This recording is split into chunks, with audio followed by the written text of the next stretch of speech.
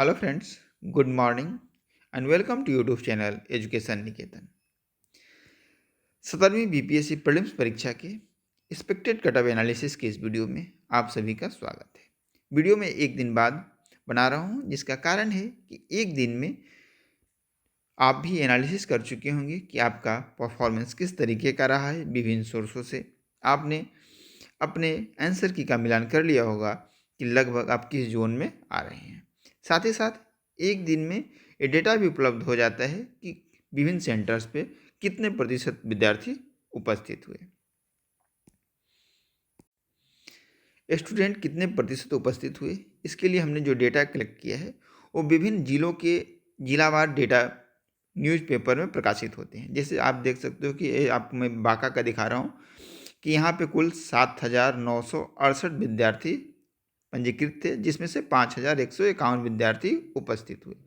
इसी तरीके से हिंदुस्तान में, प्रभात खबर, दैनिक जागरण, दैनिक भास्कर में विभिन्न जिलों के हमने डेटा देखा और उसकी एक ओवरऑल एनालिसिस की, तो उससे लगा कि लगभग 65 से 70% विद्यार्थी उपस्थित हुए हैं।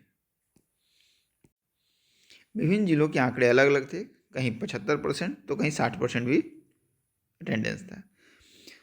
ओवरऑल बात करें तो इस परीक्षा के लिए लगभग 4,83,000 स्टूडेंट्स ने रजिस्ट्रेशन किया था। और अगर ओवरऑल एनालिसिस करके हम निष्कर्ष पे पहुँचे तो लगभग 3.25 लाख बच्चे अपीयर हुए होंगे, ये अप्रॉक्स आंकड़ा है।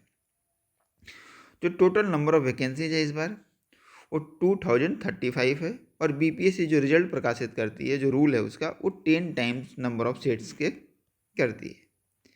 और उस मार्क्स पे जितने भी लोग आ जाते हैं उन सब का रिजल्ट दिया जाता है। अब बात कर लेते हैं इस बार की पेपर की डिफ़िकल्टी लेवल की, क्योंकि जब हम कट ऑफ एनालिसिस करने जा रहे हैं तो लगभग 4 से 5 चीज़ों पे हमें ध्यान देना होता है। स्टूडेंट कितने अपीयर हुए हैं, नंबर ऑफ़ वैकेंसीज कितनी है, पेपर का डिफ़िकल्टी लेवल क्या है, निगेटिव मार्किंग है या नहीं है। डिफ़िकल्टी लेवल की बात करें तो ओवरऑल हम इस पेपर को मॉडरेट श्रेणी में रखेंगे। जैसा कि बहुत लोगों ने कहा कि ईजी पेपर था, तो मैं इसे ईजी श्रेणी में नहीं रखता, ना ही डिफ़िकल्ट श्रेणी में रख रहा हूँ। मेरे अकॉर्डिंग ये पेपर मॉडरेट पेपर था, जिसका कारण मैं बताता हूँ। हिस्ट्री के पेपर ईजी टू मॉडरेट की श्रेणी में आप रख सकते हैं, किंतु इकोनॉमी वाले जो पेपर थे वो बहुत ही ज़्यादा फैक्चुअल थे, इसको आप मॉडरेट की श्रेणी में रखेंगे। पॉलिटी के भी कुछ क्वेश्चन जहाँ ईजी थे, वहीं कुछ क्वेश्चन बहुत ज़्यादा फैक्चुअल होने के कारण मॉडरेट श्रेणी में थे। ज्योग्राफी को आप ईजी टू मॉडरेट रख सकते हैं। इन्वायरमेंट सेक्शन को आप मॉडरेट में रखेंगे। करंट अफेयर्स में मॉडरेट से डिफ़िकल्ट में रख रहा हूँ, जिसका कारण ये है कि नेशनल और इंटरनेशनल में कुछ करंट अफेयर्स ऐसे पूछे गए थे जिसकी कि आप कल्पना नहीं कर सकते। जैसे उड़ीसा का जो नए मुख्यमंत्री बने हैं, उनका विधानसभा का क्षेत्र क्या है। सामान्यतः कहीं भी नई नियुक्तियां होती हैं तो आप उनके नाम याद कर लेते हैं, पार्टी के नाम याद कर लेते हैं, उनके सीरियल नंबर याद करते हैं, लेकिन आप विधानसभा में भी किसी दूसरे राज्य के मुख्यमंत्री कोई बना हो तो आप वो किस विधानसभा से चुन कर आया हो, इस तरीके के फैक्ट्स याद करना बहुत मुश्किल होता है। तो ऐसे कम से कम 6 से 7 क्वेश्चंस थे ओवरऑल, इसलिए मैं इसको मॉडरेट से डिफ़िकल्ट श्रेणी में रख रहा हूँ। जनरल साइंस को आप ईजी टू मॉडरेट श्रेणी में रखेंगे। बिहार स्पेसिफिक मॉडरेट है, और मैथ और रीजनिंग के क्वेश्चन ईजी टू मॉडरेट श्रेणी में थे। समानतः अगर आप मैथ रीजनिंग की थोड़ी भी समझ है तो 7 से 8 क्वेश्चन आप सही कर सकते हैं, और आपकी समझ ठीक ठाक है तो 10 में 10 क्वेश्चन आप ठीक कर सकते थे। अब आते हैं निगेटिव मार्किंग पे। बीपीएससी में निगेटिव मार्किंग इंट्रोड्यूस हुआ 68 बीपीएससी से, जो कि अभी तक चला रहा है। बीपीएससी में निगेटिव मार्किंग कितनी है तो 1/3 है। अब थोड़ा सा ना इतिहास देख लेते हैं, जब से निगेटिव मार्किंग लागू हुआ है कि तब से कट ऑफ का क्या इतिहास रहा है, क्योंकि जब तक आप इतिहास को नहीं देखेंगे तब तक आप भविष्य का आकलन नहीं कर सकते। 68 बीपीएससी पे देखते हैं। 68 बीपीएससी में नंबर ऑफ वैकेंसीज थी 324। जो कैंडिडेट अपीयर हुए थे उनकी संख्या थी लगभग 2.5 लाख, 2.6 लाख, यानी कि 324 वैकेंसी, 1/3 निगेटिव मार्किंग पहली बार इंट्रोड्यूस हुआ। 2.6 लाख बच्चे अपीयर हुए। तो इस बार निगेटिव मार्किंग क्या था, निगेटिव मार्किंग के बाद कट ऑफ क्या था। जो अनरिजर्व कैटेगरी होती है उसकी कट ऑफ थी 91 मेल की, फीमेल की 84। आप इसी तरीके से कट ऑफ देख सकते हैं, सारे कैटेगरी वाइज आपको कट ऑफ मेल और फीमेल यहाँ पे शो हो रहा है। AWS 87.25, फीमेल 81.25, SC का आप देख सकते हैं 79.25। अब देखोगे कि नॉर्मली जब BPSC का ट्रैक एनालिसिस करोगे आप, तो जनरल कैटेगरी और EWS के कट ऑफ में 5 to 7 मार्क्स का डिफरेंस रहता है। प्रीलिम्स की बात कर रहा हूँ, मेंस में डिफरेंस कम हो जाता है। और OBC का जो डिफरेंस रहता है वो लगभग 3 to 4 मार्क्स रहता है जनरल से। अब इसी चीज़ को हम 69th में देख लेते हैं। 69th में जो नंबर ऑफ वैकेंसीज थी वो 475 थी। जो अपीयर कैंडिडेट थे वो 2.7 लाख थे। और 70 में अगर हम इसी चीज़ को देखते हैं तो जो वैकेंसी है वो लगभग 4 गुना हो गई है, यानी कि लगभग 500 वैकेंसी थी, इस बार लगभग 2000 वैकेंसी है। लेकिन जो कैंडिडेट हैं उसमें मार्जिनल इंक्रीज है, यानी 2.7 लाख थे, 3.25 अपीयर हुए हैं।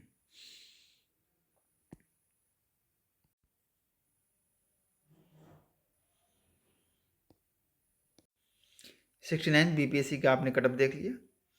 उसका कटअप जो 69 BPSC का पेपर था वो 70 BPSC के पेपर से कहीं डिफ़िकल्ट पेपर था, इस बात से इनकार नहीं किया जा सकता है। लेकिन अगर हम नंबर ऑफ वैकेंसीज को देखें तो 4 टाइम वैकेंसीज अधिक है 70 में।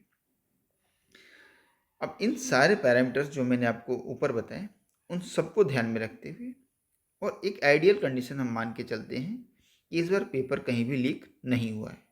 मैं फिर कह रहा हूँ कि मैं आइडियल कंडीशन मान के चलता हूँ कि पेपर लीक नहीं हुआ है। अगर किसी भी विद्यार्थी के पास इस सूचना हो, प्रमाण हो, तो उसको आयोग को मेल करें। उस पर भी हम बात करेंगे कि जो सेंटर पटना में था, जो वहाँ पे अव्यवस्था फैली, उस पर री एग्जाम होगा या नहीं होगा, उस पर क्या परिस्थितियाँ बन रही हैं। अब आ जाते हैं एक्सपेक्टेड कट ऑफ वाली चीज़ पे। अनरिजर्व्ड मेल 85 to 70 के बीच में कहीं कट ऑफ होना चाहिए, क्योंकि इस बार वैकेंसीज ठीक ठाक है। एक चीज़ को ध्यान रखिएगा कि इस बार यूआर का जो कट ऑफ है वो बहुत ज़्यादा डीप ना जाए, लेकिन जो कैटेगरी वाइज कट ऑफ है उसमें जो डिफरेंसेज होता है जनरल का और कैटेगरी वाइज के कट ऑफ का, वो बढ़ सकता है। बढ़ने का रीज़न ये है कि जब नंबर ऑफ वैकेंसीज अचानक बढ़ती है तो जो बाहर के आउटसाइडर स्टूडेंट्स होते हैं उनकी संख्या बढ़ती है, और वो सारे के सारे जो स्टूडेंट हैं वो यूआर कैटेगरी के लिए फाइट करते हैं।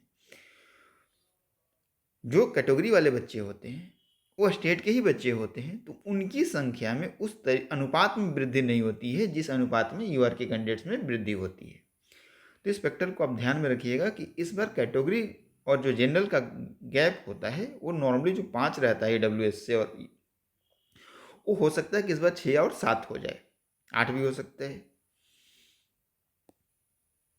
यानी कि ये जो फैक्टर है इस चीज़ को आपको ध्यान रखना है कि इस बार गैप जो है 2 कैटेगरीज के बीच में वो बढ़ सकता है। जो स्क्रीन पर मैं आपको कटअप दिखा रहा हूँ categories wise, UR, EWS, SC, ST, EBC, OBC, BCL और grand child of x freedom fighter.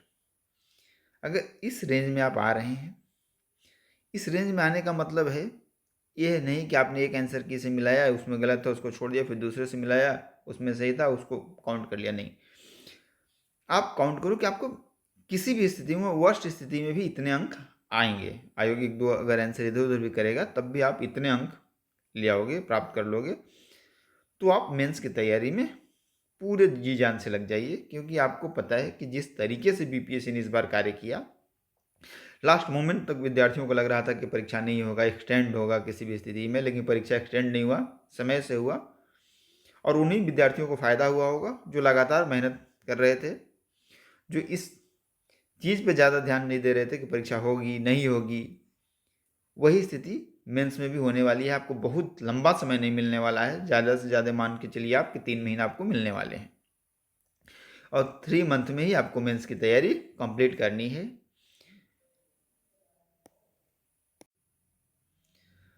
अगर आप मेंस आंसर राइटिंग में हमारे प्रोग्राम से जुड़ना चाहते हैं, जो पुराने विद्यार्थी हैं हमारे, उन्हें पता है कि हमारा आंसर राइटिंग का प्रोग्राम 65th बीपीएससी से ही लगातार कंटिन्यू चल रहा है।